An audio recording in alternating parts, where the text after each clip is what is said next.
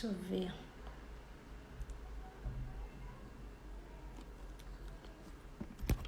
Que bom, né? A gente está aqui começando, esperando a doutora Patrícia Junqueira para começar a nossa live de hoje do Tenutiped com vocês.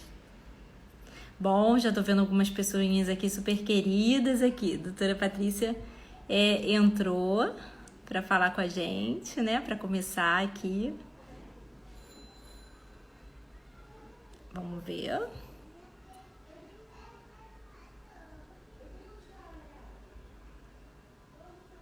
Ah, aceitei.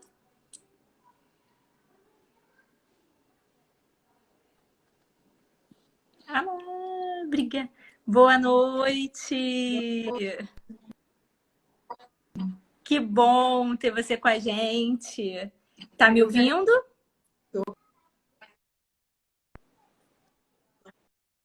Tá ouvindo bem? Eu tô, e você? Tá me ouvindo? Acho bem, bem. Agora eu tô ouvindo super bem. As pessoas estão entrando, né? Queria começar agradecendo, né? É um prazer imenso para a gente no Tenutiped, né? Que é como carinhosamente chamamos o nosso curso, né? Que é o curso de terapia nutricional em pediatria, receber uma profissional, né? Como a doutora Patrícia Junqueira, que aqui eu vou chamar de Patrícia, né? Eu brinquei com ela essa semana que seria dessa de Junqueira para Padilha. Então, como estamos entre patrícias, né, vamos dispensar formalidades, mas eu não posso deixar de manifestar assim a minha alegria, admiração, né? E eu sempre falo algo que o dia que a gente parar de sentir o friozinho na barriga, o coração parar de bater forte, né? E a gente parar de admirar as pessoas, é porque não está valendo mais, né? Então, eu sinto, assim, uma imensa gratidão por você ter aceito e estar com a gente aqui, né? Só para quem está entrando, né? Eu acho que dispensa apresentações, mas eu preciso apresentar a Patrícia Junqueira como uma das grandes fonoaudiólogas brasileiras, né? Dentro da nossa área de pediatria, em especial, né? Ela é coordenadora, né, idealizadora do Instituto Infantil, de Desenvolvimento Infantil, que tem um trabalho muito interessante e muito voltado para a formação também, né, Patrícia, de profissionais, nível nacional, e com essa abordagem integrativa, né, e relacionando aí essa parceria com os nutricionistas, uma equipe que a gente sempre vê despontando, linda, né? E uma coisa que me encanta muito nos congressos que a gente tem a oportunidade de ver você falando é a simplicidade com que você coloca e o conhecimento. Então, é esse tipo de profissional também que a gente quer ter junto aqui no Tenutiped. Seja muito bem-vinda ao nosso encontro de hoje. Muito obrigada, Patrícia, pelo carinho aí com que você me contatou desde o primeiro momento, não é? E para mim é um enorme prazer. Eu adoro os nutricionistas. Eu falo para minha, né? A Diandra é a minha, eu brinco que ela é a minha, né? Que as que trabalham comigo são grandes parceiras. Nós não conseguimos ajudar as crianças com dificuldades alimentares sem vocês, né? Essa parceria é essencial.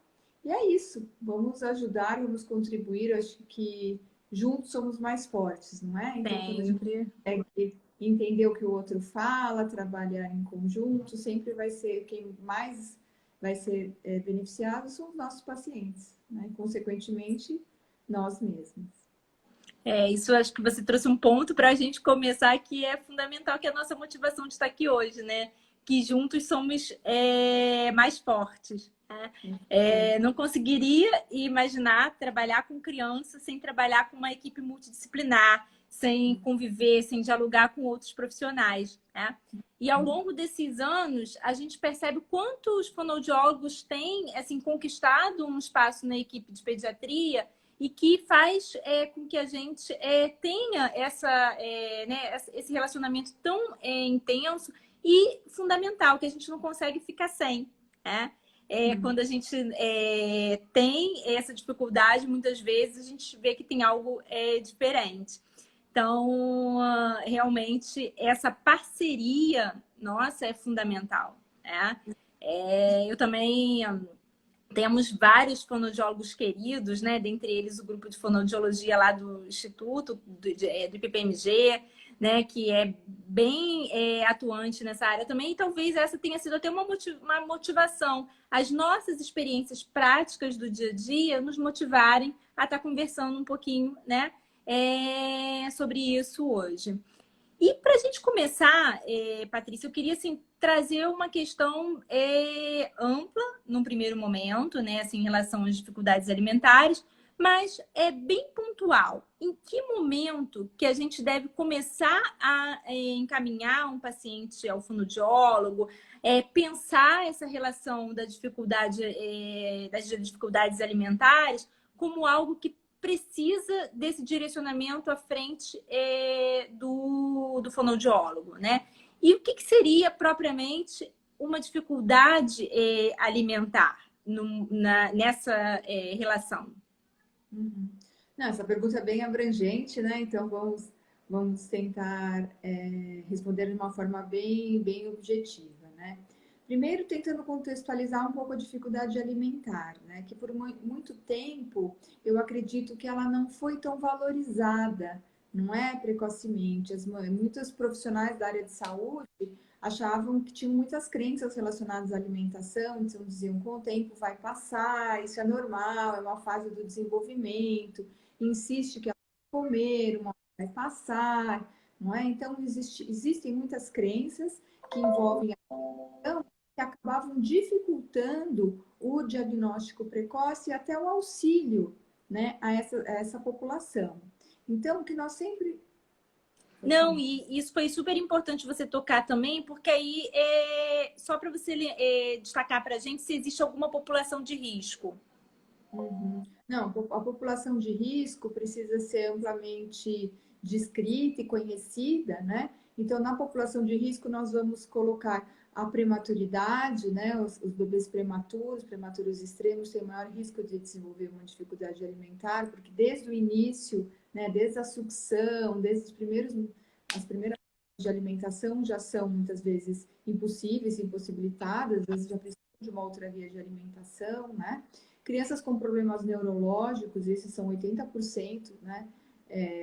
Podem apresentar uma dificuldade alimentar. E crianças com dificuldades sensoriais. Então, essas dificuldades sensoriais, eu gosto muito de conversar, de falar, porque não necessariamente está presente em crianças dentro do transtorno do espectro autista. Muitas crianças possuem alterações do processamento sensorial e elas são crianças típicas, né?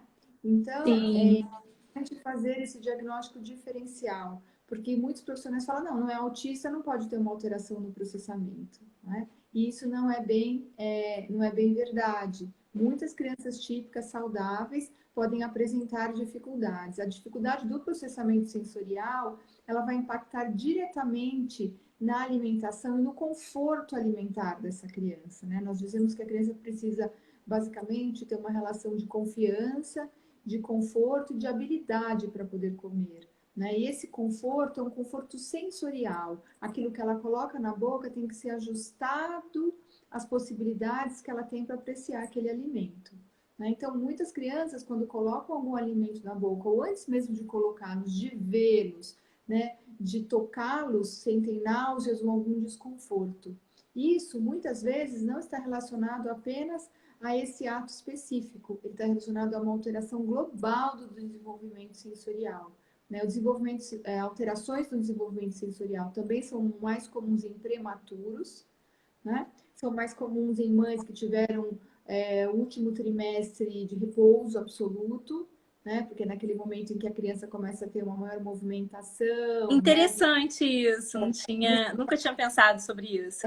O desenvolvimento vestibular, o desenvolvimento vai começando intraútero, né? E Sim. as mães que passaram muito tempo em repouso, elas se privam, né? Elas privam o feto desse desenvolvimento, né? Então isso também é bem associado. Crianças com problemas neurológicos, né? E crianças às vezes típicas, sem nenhum antecedente, nós temos observado muito. Então isso é importante ser identificado, né? Se existe alguma outra alteração além da recusa ou além da dificuldade alimentar, né? Eu acho que isso é fundamental para que a gente possa identificar se há um problema, né? Agora, para que a gente possa realmente fazer um diagnóstico, Patrícia, eu acho que o mais importante é ampliar o olhar e quebrar as nossas próprias crenças que nós Sim. temos com alimentação, não é? Eu tive que fazer isso quando eu comecei a estudar alimentação, porque quando a gente vê uma mãe que fala, meu filho não come, né? O que que vem na cabeça? Ai, não deve comer, não deve fazer nada em casa, deve dar muita mamadeira, essa mãe deve ser negligente, Justamente. né? Tem tudo isso, né? O que que a gente pensa? Primeiro momento, quando a mãe chega na nutricionista, meu filho não come. Eu falo assim, como assim? Quantas mamadeiras você está dando por dia? Né? O que que você que você não está respeitando a rotina? O que está acontecendo? Né? Então, esse era o olhar que eu também tinha. E o Sim. primeiro passo é, se você for partir para uma entrevista ou para tentar ajudar uma mãe de uma criança que tem dificuldade alimentar, com esse olhar, você já não vai conseguir, né? No Porque pré-julgamento, né? Assim, esse pré-julgamento. Eu acho que cada vez mais o profissional de saúde também tem que quebrar esse paradigma, né? E a gente tentar construir a história de cada um que a gente acompanha, né? exatamente. Então, olhar um pouco, né? Olhar por trás, dentro das entrelinhas, o que essa mãe está querendo me dizer? E através de uma escuta e de uma conversa fraterna, na verdade, a gente tem que escutar mais e falar menos, né? O fonoaudiólogo fala demais, mas a gente tem que escutar mais, porque nessa escuta ativa, né, com as perguntas adequadas, nós vamos poder chegar aos principais fatores de risco. Então, por exemplo, se a gente for pensar na fase, né, da introdução alimentar, as etapas de desenvolvimento da criança são muito importantes. Então, quando uma mãe fala, eu não consegui ofertar, até hoje ele come, por exemplo, uma criança de 2 anos, até hoje ele come papas e alimentos liquidificados. A gente fala, né? Mas aí você vai voltando na história e vai perguntando como foi a introdução dos grãos. Aí ele nunca conseguiu, ele nauseava, vomitava, né? E aí eu acabei batendo, porque se eu não batesse, ele não comia. E a gente está vendo, por isso que bateu até hoje não come, né? Então já vem aquele pré-julgamento. Mas espera aí, vamos entender, né? Quais foram as Sim. expectativas, né? Qual era o padrão de recusa dele? Era só para os grãos? Eram os grãos misturados?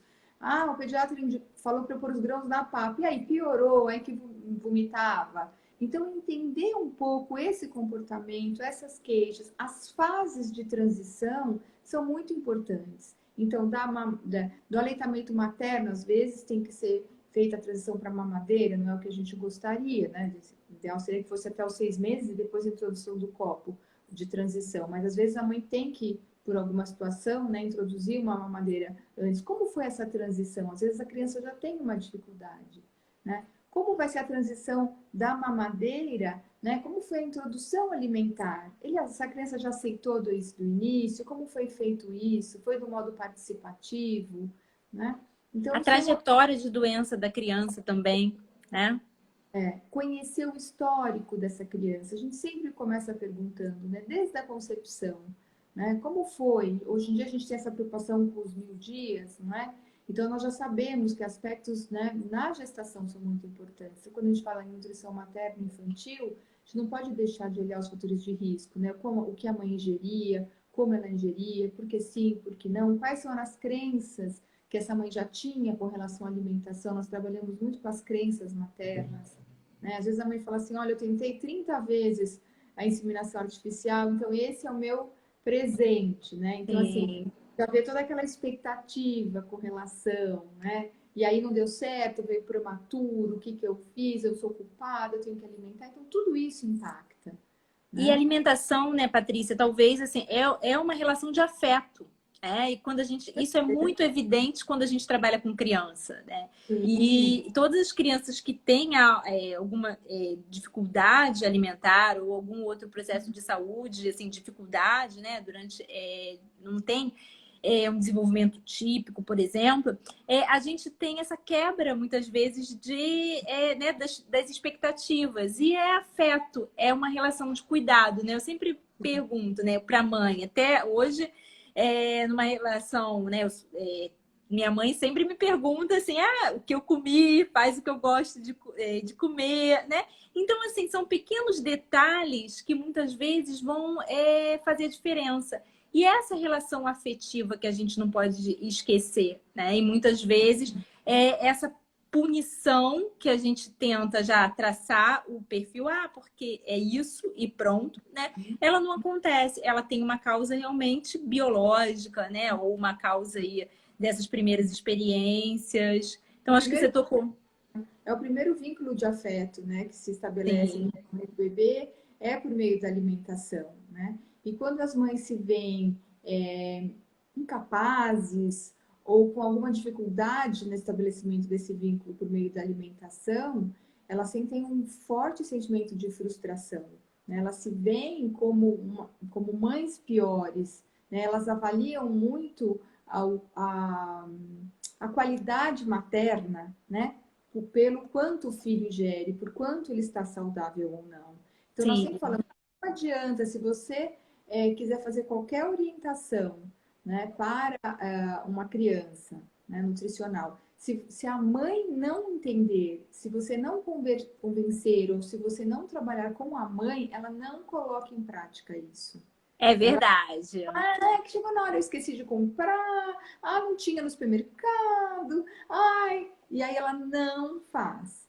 Então, trabalhar É, dificuldade alimentar é trabalhar primeiro com as mães.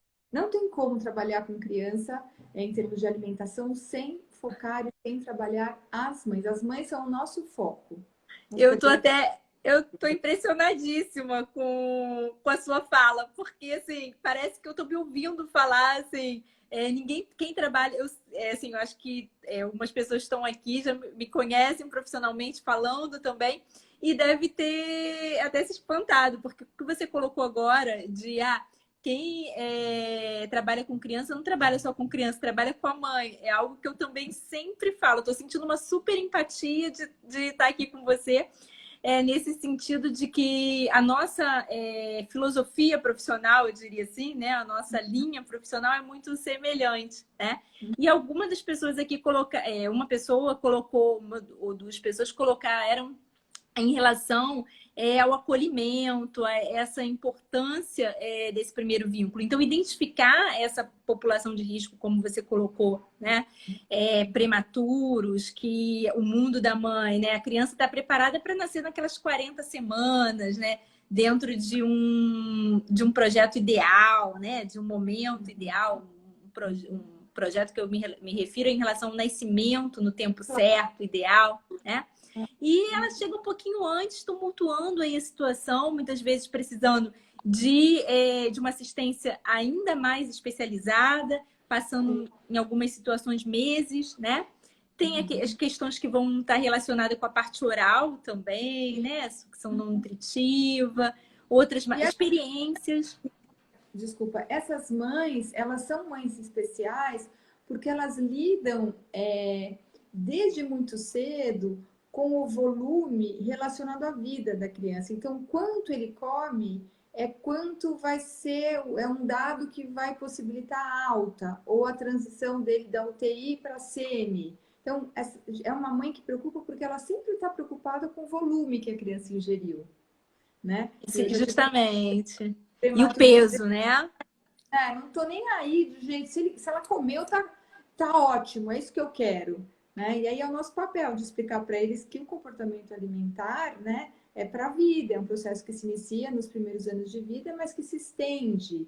E que se a gente preocupar só, o volume é importante, claro, essencial, mas não é só o volume, tem formas de fazer com que a criança possa ingerir maior quantidade, modificando algumas práticas, né, comportamentais, Sim. alguns outros aspectos. Então, isso é muito importante, ficar atento a esses sinais maternos, que são, primeiro, no Instituto nós temos um trabalho muito direto com as mães, todas as mães participam das sessões de terapia, não tem aquela coisa da mãe ficar na recepção e depois a fono chama no final para contar um pouquinho como foi. Não, não.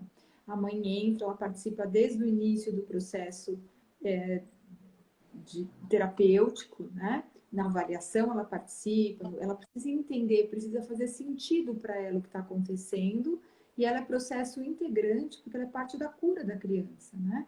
Então, todo o tratamento integrativo tem como princípio envolver a família. Nós temos também grupos de mães, né? Que, na verdade, no início eram só com mães, e aí as mães pediram para que incluíssemos os pais. Então, hoje são grupos de pais. Mas o nosso foco, desde o início, foi com as mães, agora estamos colocando os pais. Estilo de educá-los mesmo. A gente não fala mais nem em orientação, nós falamos em educação. Né? Como Sim. podemos educar para que esses pais possam ajudar no desenvolvimento do comportamento alimentar de forma positiva, né? O que é usado, alimentação responsiva. E cada vez mais, né, eu acho que assim, somar a família é algo que agrega, né, e que vai fazer com que a gente realmente tenha esse ponto a mais, né? Eu também trabalho com muitas crianças com necessidades especiais, assim, de cuidado.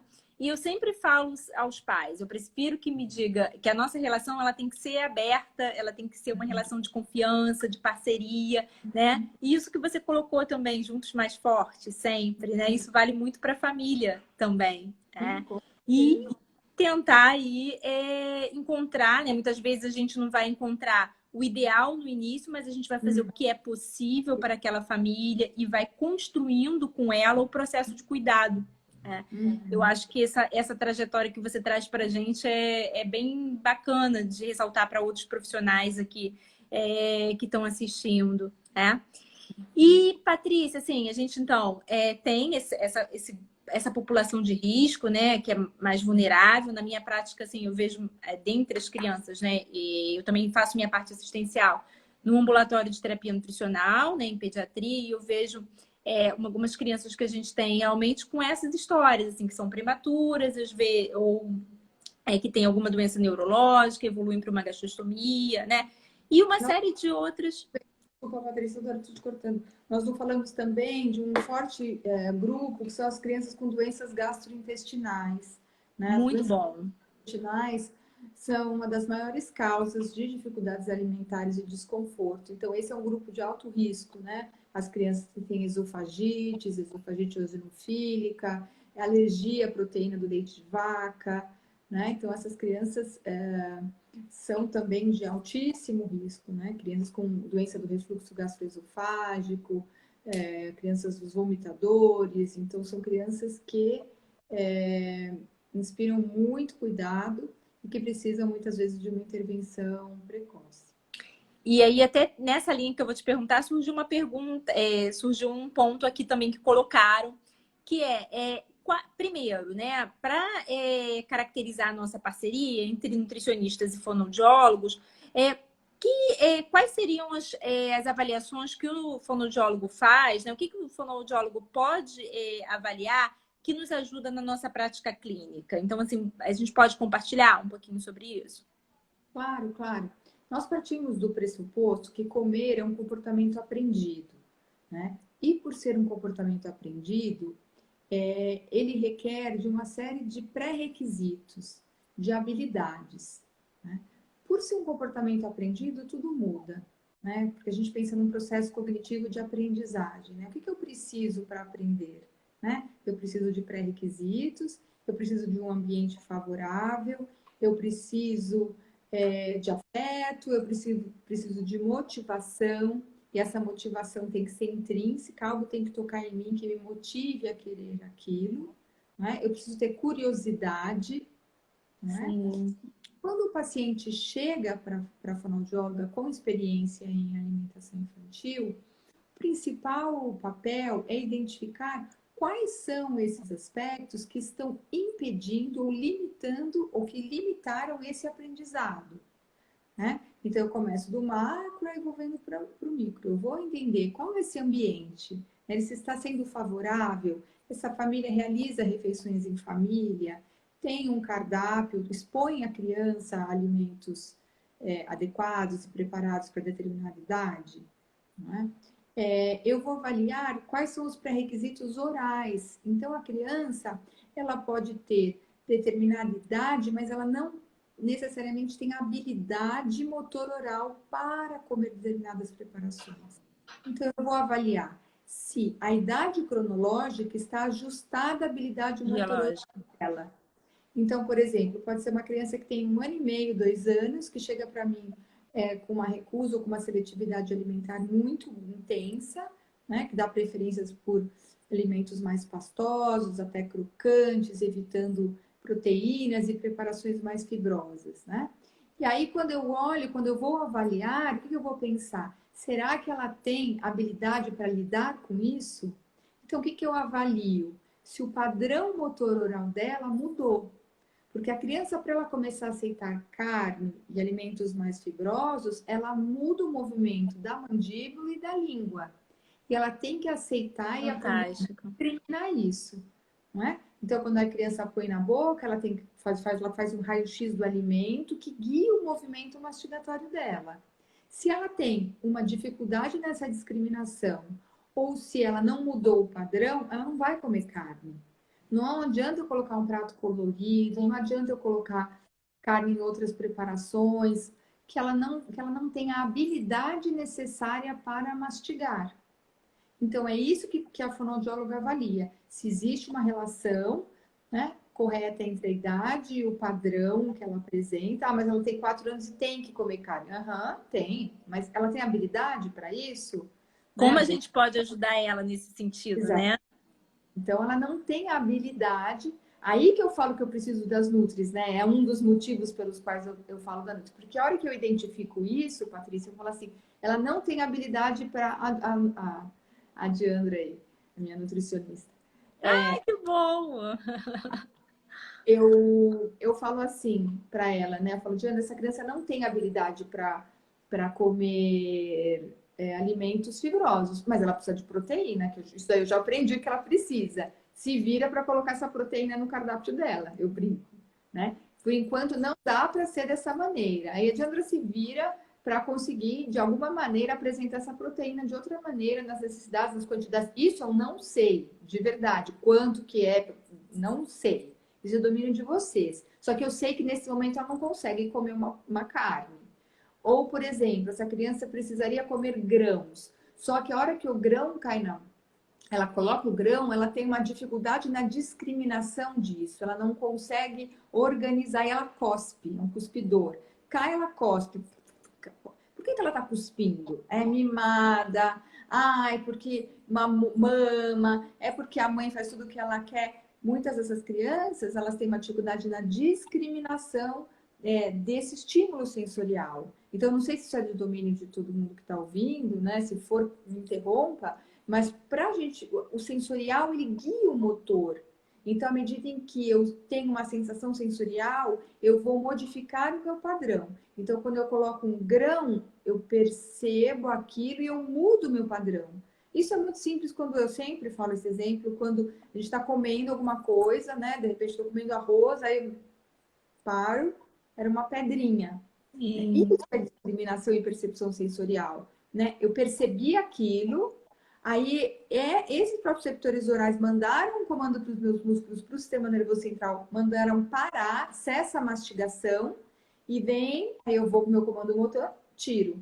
Entendeu? Então, o sensorial que percebeu e guiou o ato motor. E assim é a mastigação. Se a criança não muda, não percebe, ela não muda o padrão, continua mastigando vertical, ela não consegue comer a carne. E às vezes as mães falam, ela até gosta, mas ela cospe. Ela até chupa, fica branco, mas ela não consegue comer. Né? Então é importante fazer esse diagnóstico diferencial para identificar. Outro aspecto que o fonoaudiólogo identifica, então, uma coisa é a habilidade, né? Isso é muito, muito importante. Identifica também se essa criança tem o que a gente chama de uma hipersensibilidade oral, que pode não ser só na boca, mas em todo o corpo, né? Que pode ser uma desordem do processamento, uma alteração do processamento. Você vê que é uma criança que não tolera texturas, não coloca a mão nos alimentos, não os leva à boca. Foi uma criança que na infância explorou pouco a cavidade oral, né? Porque o bebê ele precisa levar a mão. Sim.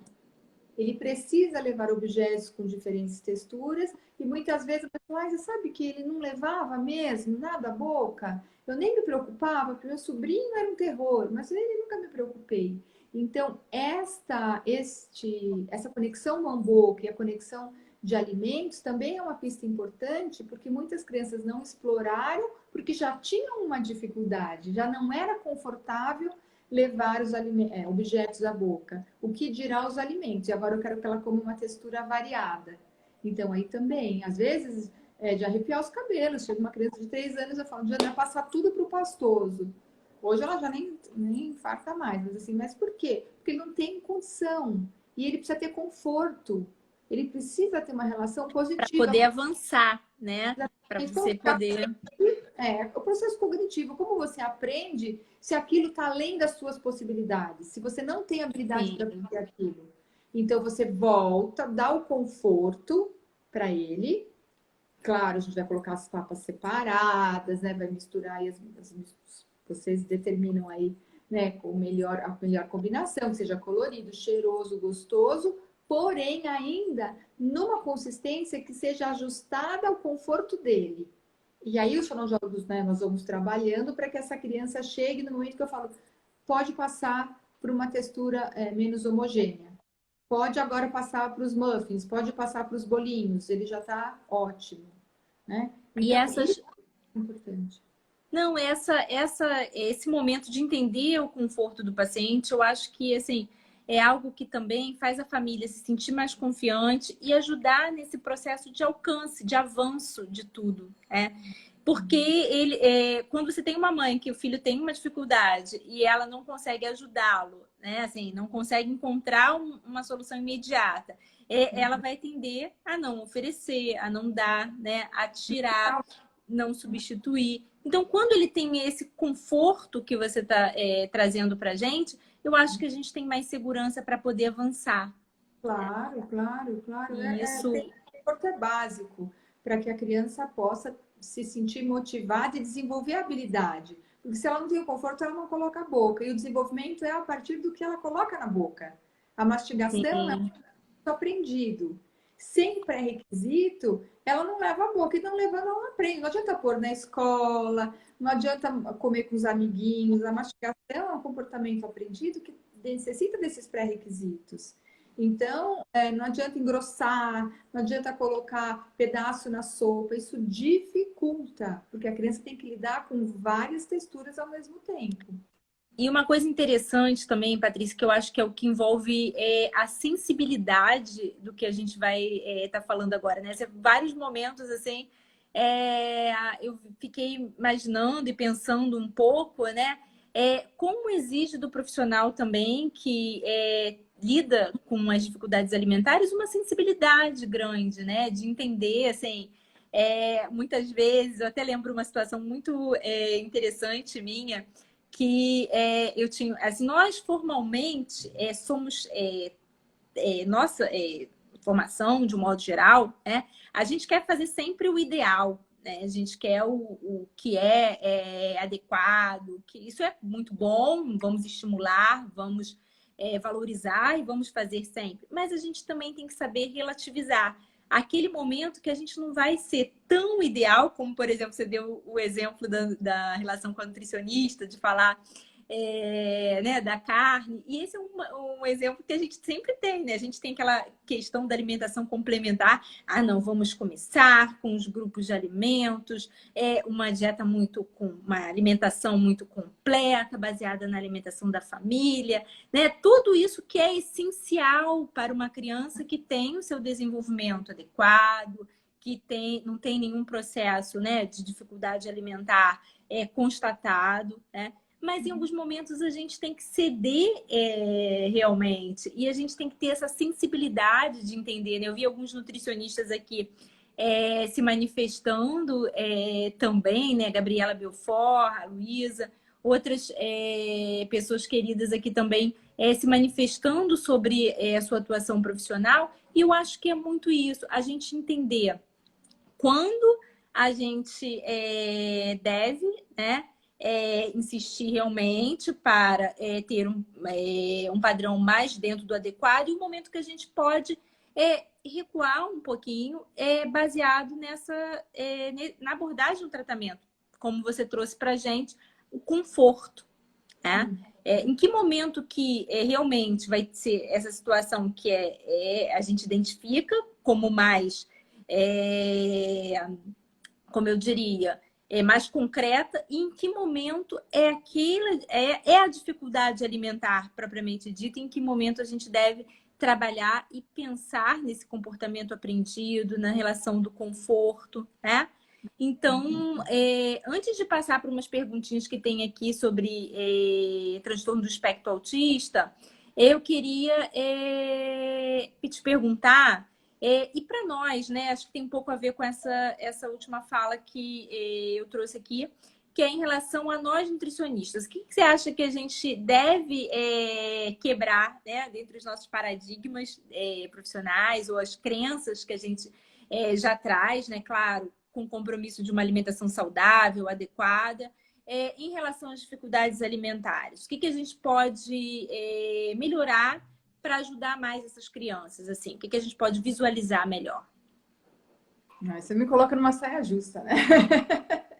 Não, eu acredito que ampliar o olhar mesmo, ter uma escuta mais ativa para as mães. Eu sempre, né, nos congressos que eu vou de nutrição, eu sempre tento, como eu também tive que ampliar o meu olhar, né? Eu acho que a nutricionista se beneficia muito também quando ela amplia o olhar e não parte de pré-julgamentos, né? De pré-julgamentos. Então, eu acho que vocês podem, né? E como continuam realizando o trabalho de vocês, mas sempre respeitando esse conforto da criança, né, e as habilidades que ela tem. Então, por exemplo, se eu tenho uma criança que tem um comportamento assim, que não, por exemplo, já teve casos, uma criança que tem 5 anos e toma mamadeira, só toma mamadeira. Não adianta eu falar para essa mãe, tira a mamadeira.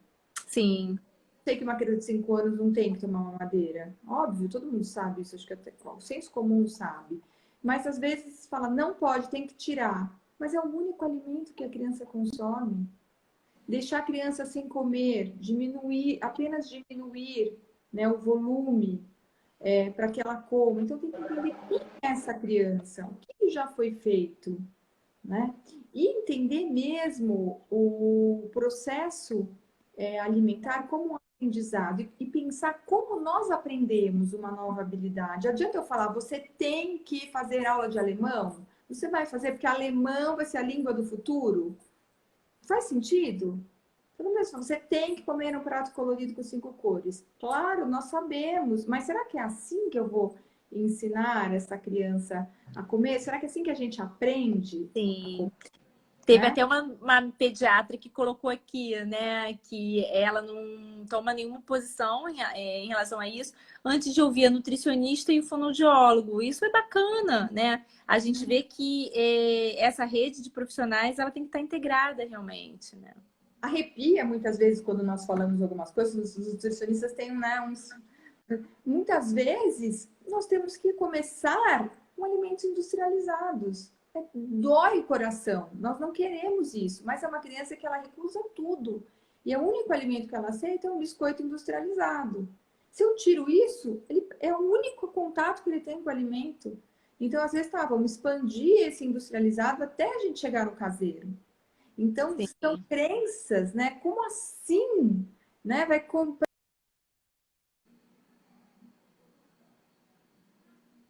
Mas, naquele momento, é a salvação para aquela criança. E quanto mais rápido eu puder, passar isso para um nuggets caseiro.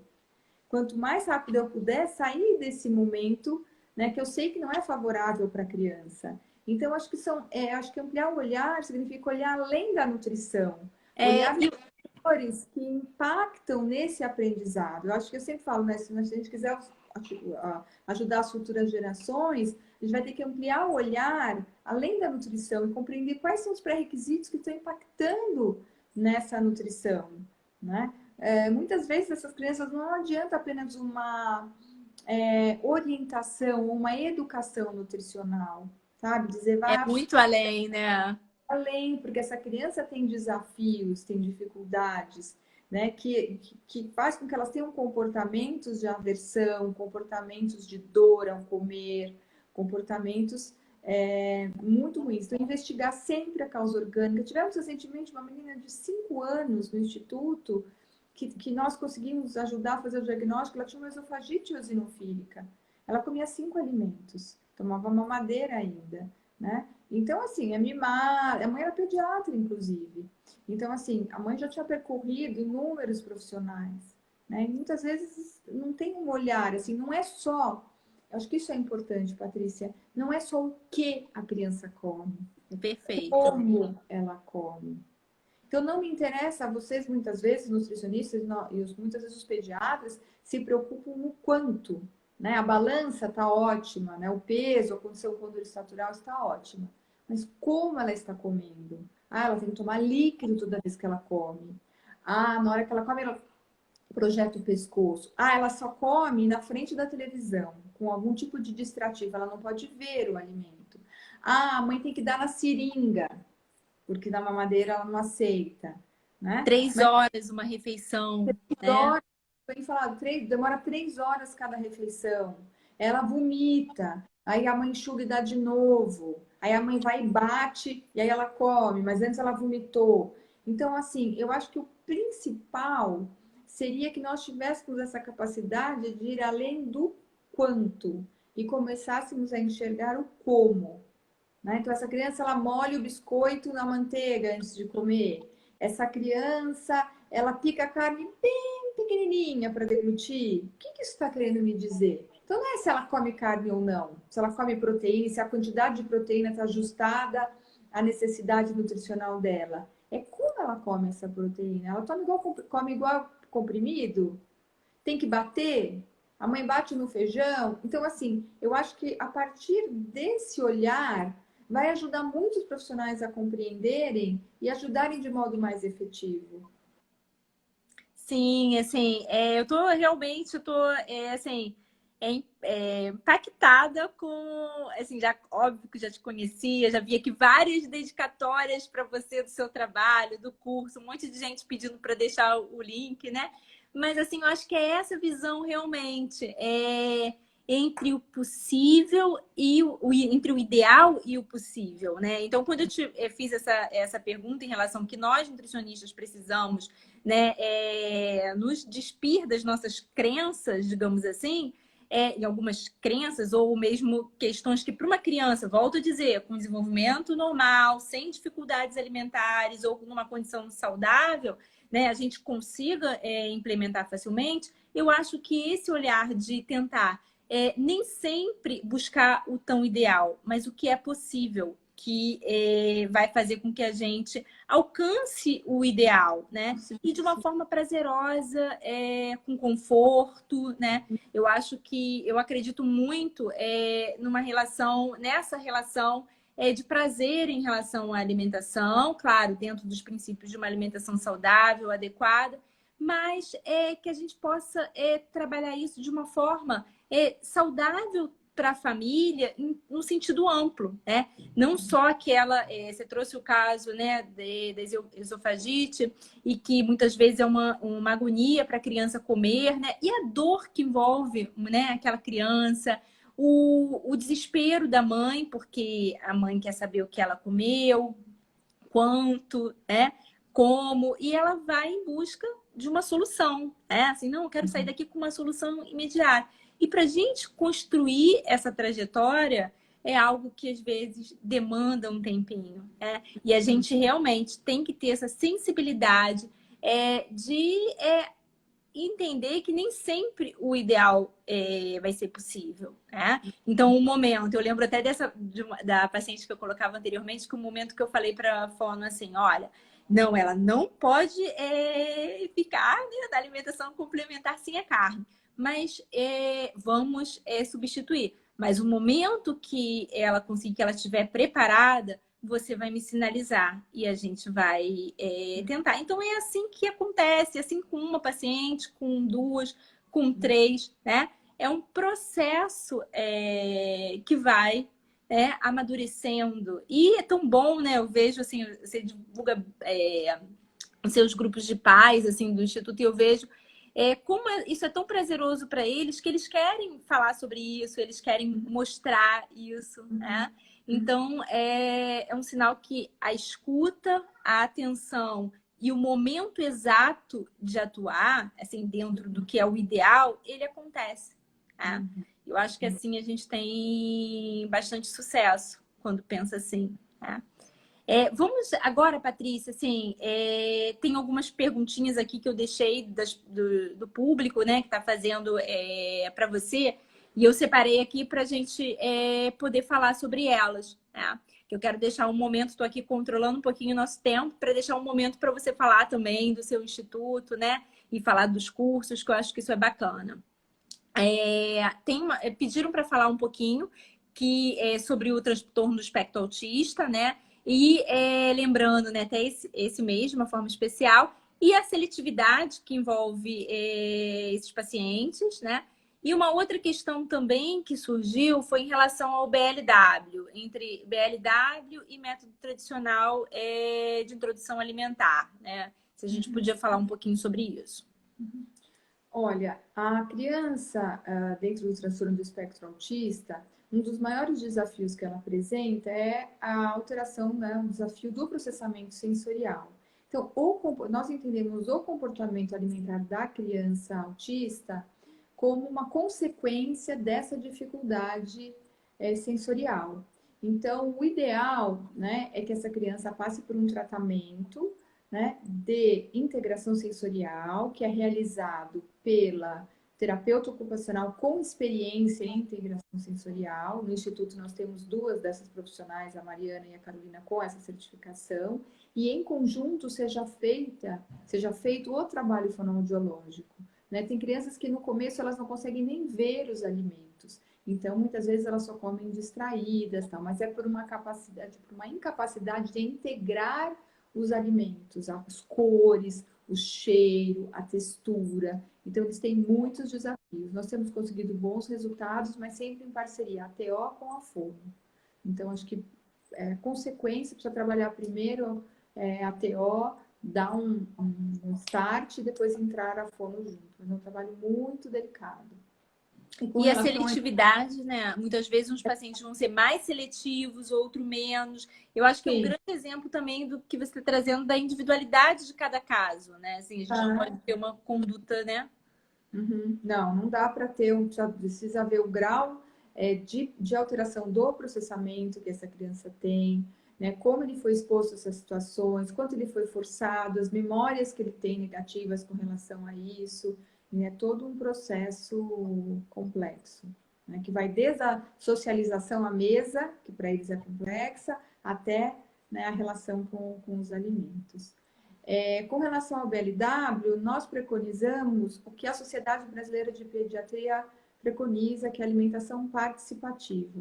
Né? Então, a criança vai receber os alimentos adequados à condição motor oral que ela tem, não necessariamente amassados, e ela vai ter a possibilidade de vivenciar, de tocar e de pegar os alimentos simultaneamente. Então, ela tem esse incentivo de fazer essa conexão mão-boca, mas ela é alimentada pelo cuidador em paralelo. Eu acho que isso é super. Até tem um documento, assim, né, da sociedade que eu acho interessante, que mostra esse ponto a ponto. E, assim, em relação, né, ao melhor método, isso eu não acredito que exista um melhor, né, assim, que BLW é superior ao método tradicional. Não, eu acho que nessa linha que você está colocando para a gente também, estimular a relação com o alimento, é conhecer cada um. Tem crianças que vão se adaptar super bem se os pais né, com orientação sempre, claro, introduzirem o BLW, mas tem outros que não se adaptam muito bem, e às vezes é um estresse para a mãe. Já vi pacientes, né, assim. As crianças que vão mais precocemente para os berçários, é inviável, não é? Que vão a berçários, que às vezes ficam com cuidadores que não são capacitados. Então, existem uma série de, né, de dados. Eu acho que a participativa tem atendido bem e tem sido, assim, a gente segue esse documento e tem nos Eu atendido. gosto bastante também. Assim, eu acho que tem que ser, mais uma vez, usando a palavra que a gente trabalhou aqui, que é conforto. Eu acho que tem que ter conforto também, né? E tirar essa relação assim de que só qual é o mais ideal. O ideal é a gente, né, tentar ter justamente isso, a participação, né? E a criança também ter a integração, tocar no alimento, se sujar, né? Mas de uma forma que seja bom para a família e para ela também, né? Não seja uma obrigação, eu tenho que fazer isso, eu tenho que aquilo. Então, de uma forma leve, né? E acho que você falou muito bem sobre essa relação de que a alimentação é um comportamento, né? Aprendido, construído, as memórias afetivas. Eu fiquei encantada quando você coloca, né, no início, né, claro. Eu gosto muito de estudar gestação também, não consigo dissociar, né? A área envolve criança e gestante. Mas a memória das crianças, justamente, que a mãe tem necessidade de repouso, por exemplo, no início elas têm mais dificuldades alimentares. Esse era um ponto que eu nunca tinha parado para pensar, Não é né? que elas têm mais dificuldades alimentares, elas podem ter mais alterações no Pensa, processamento nutricional. sim, sim, eu entendi. Red flag alimentar. Né? Justamente, né? Então, assim, eu achei essa relação também tão perfeita, né? Cada vez mais fortalecendo o que a gente tem que buscar: a saúde da mãe, a saúde da criança, né? Então, eu acho que, para mim, essa live aqui hoje, a gente não está terminando ainda, mas só para a gente fazer um grande resumo, eu acho que alguns aprendizados emergiram muito. Primeiro, sem dúvida nenhuma, a questão da população de risco, a relação com a saúde materna, saúde infantil, né? E a questão da escuta, do acolhimento, do cuidado, né? De valorizar essa questão da família, tá? E o que a gente pode efetivamente ter, né, na atuação do fonoaudiólogo, que vai nos ajudar, e o que nós também podemos ajudar, como você mostrou, o trabalho é integrado e muito, né, com a sua nutricionista, com a nutricionista da sua equipe, e vice-versa. O que a gente também pode se desprender um pouquinho ao atuar diante de uma criança com dificuldades alimentares, né?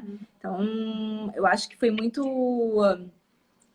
completo isso que você trouxe pra gente, assim, numa live que a gente tem tão pouco tempo para falar de um assunto tão complexo, né? Então, já adiantando, assim, eu super vi várias pessoas aqui cariocas também falando do curso, né? E eu já te adianto, assim, a você vir nos conhecer também, trazer seus cursos aqui no Rio, né? Tá com a gente, que eu acho que as pessoas vão gostar bastante. E conhecer, claro, o Instituto. Então, Claro, obrigada a conhecer aqui o Instituto. Eu não trabalho sozinha, eu estou em toda uma equipe amorosa, competentíssima, que eu montei, que eu criei, que eu me orgulho hoje delas, né? As fonoaudiólogas, a nutricionista, as terapeutas ocupacionais, nossa psicóloga Jaqueline. Então, assim, uma equipe muito amorosa, muito integrada, e você será bem-vinda. Eu não faço sozinha, né? Hoje eu tenho todos esses braços amorosos e incríveis que me ajudam. é bom, né? A gente percebe, assim, quando os profissionais eles têm uma estrela, uma luz diferente, né? Porque sempre junto tem pessoas bacanas, né? Tem uma equipe, eu sempre acompanho lá, sigo o Instituto, vejo os livros também, a literatura da Patrícia Junqueira é algo que, assim... Até trouxe aqui, pronto. Mostra pra gente. Eu quero o meu com dedicatória, hein? Eu vou levar, quando eu encontrar você, eu vou levar para fazer dedicatória. Esse é o primeiro, não é? E esse é o segundo que eu escrevi com a Suzanne Morris, que é a minha mentora, né? Porque pensando que é como fica ao contrário, mas depois a gente coloca. E também falar para as nutricionistas que nós temos um e-book que eu escrevi junto com a Diandra Loureiro, Que que é bacana! nutricionistas, e eu posso depois mandar o link para você, mas também está no site do Instituto. É Manda o link pra gente, Patrícia. que nós fizemos. A Como gente a pode ampliar o olhar e ajudar também o paciente com dificuldade alimentar. Legal. Se você quiser, a gente pode botar também na nossa bio, pode divulgar, né? Uhum. Super aberto, porque eu acho que essas lives são tanto para o público que a gente quer atingir, são realmente, assim, vi vários profissionais, várias pessoas aqui comentando, né, de uma forma positiva, falando que foi ótimo. E isso é uma coisa que a gente quer. A gente quer que realmente alcançar as pessoas com conhecimento de qualidade. Né? Sim, é porque E a gente ajudar mais e mais famílias, porque elas sofrem muito em busca de ajuda, né? muito. E você falando isso, né? Até lembrei, estava essa semana conversando com uma fonoaudióloga muito querida também, falando que a gente ia fazer a live, e aí ela até me falou assim. Que a gente consegue aprender. Você é uma pessoa muito generosa, porque a gente consegue aprender muito com você, assim, das aulas, né, dos congressos, não necessariamente só no curso, né? Então, assim, isso faz a gente ter mais vontade de fazer. Então, acho que grandes profissionais, eles são assim, eles compartilham conhecimento, né?